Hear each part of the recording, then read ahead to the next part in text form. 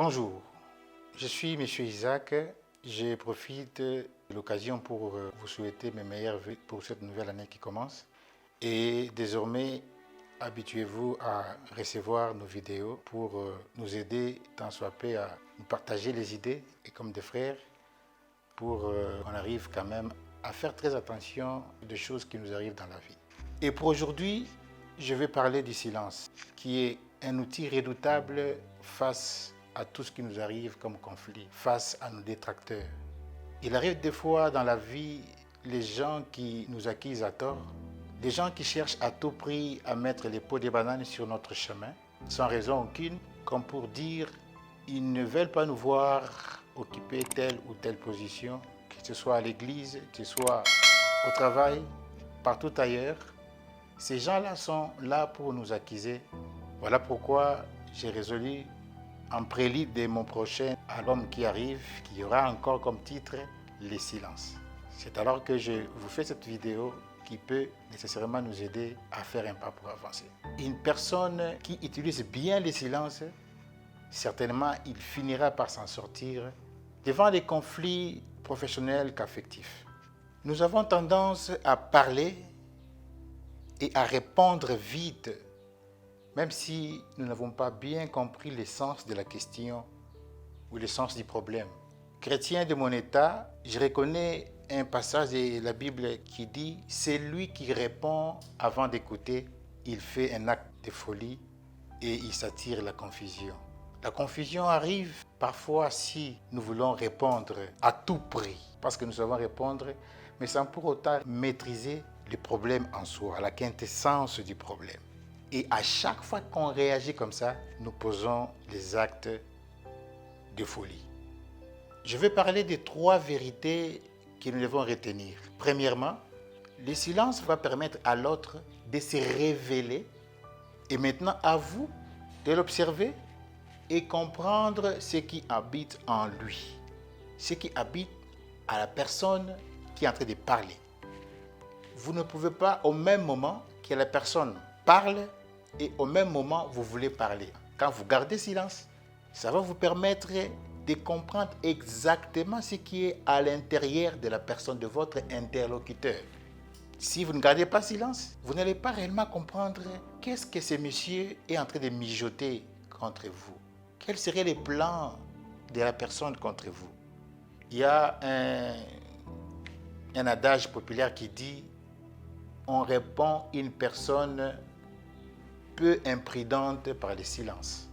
Du fait que la personne est imprudente, certainement, elle va vouloir cracher n'importe quelle parole sans pour autant se maîtriser, sans pour autant se dire en elle-même, est-ce que les paroles que je suis en train de sortir, autorité de mon état, pasteur de mon état, un opérateur économique de son état, certainement, il doit apprendre, n'est-ce pas, à faire preuve de beaucoup de retenue. Mais si la personne n'a pas la retenue, la personne pense qu'en beaucoup parlant, il peut se défouler et puis trouver la solution.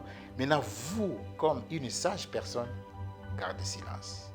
Le silence va te permettre à comprendre ce que les autres mijotent contre toi. Écoute beaucoup et parle peu.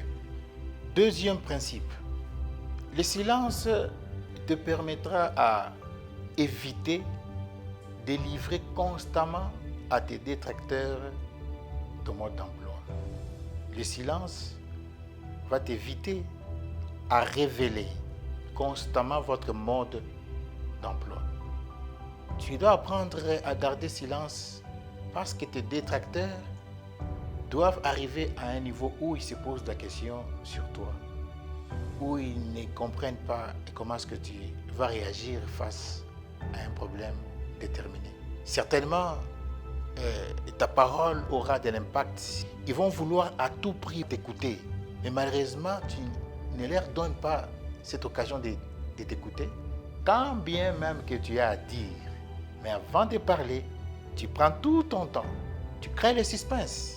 Nous le voyons même dans les milieux politiques. Vous allez voir un chef politique qui est encouragé par X ou bien par Y et qui veulent à tout prix à ce que ces chefs politiques puissent se prononcer sur un sujet déterminé, sur une provocation venant, c'est pas de ses adversaires politiques, mais vous allez voir ces responsables politiques garder silence, prendre beaucoup de temps pour enfin parler.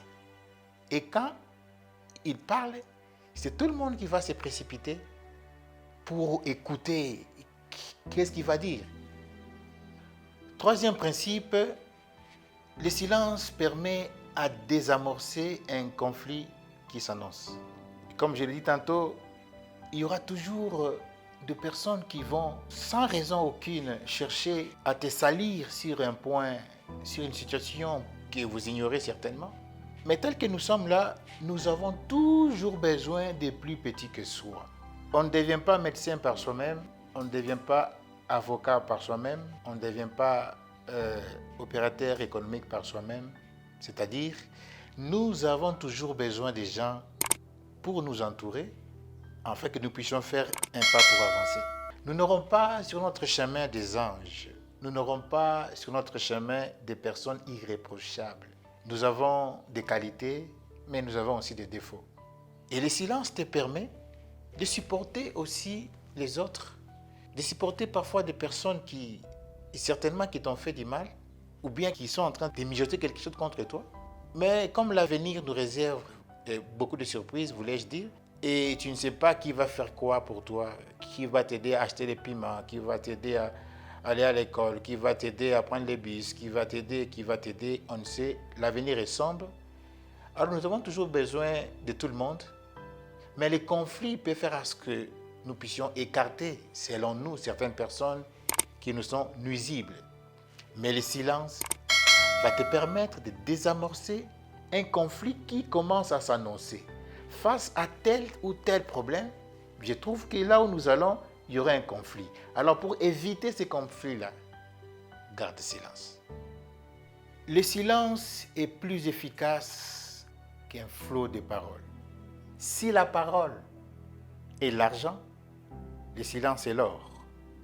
Garder silence avant de parler donne de l'impact à ce qui va suivre. Le silence est plus que la vengeance. Le silence nous distingue de l'insensé. Pour aujourd'hui, je m'arrête par là. Si c'est ta première fois de nous suivre, je te demanderai avec beaucoup de respect de cliquer sur le bouton rouge pour nous soutenir. Abonnez-vous et ne manque pas à nous faire un petit j'aime. À la prochaine.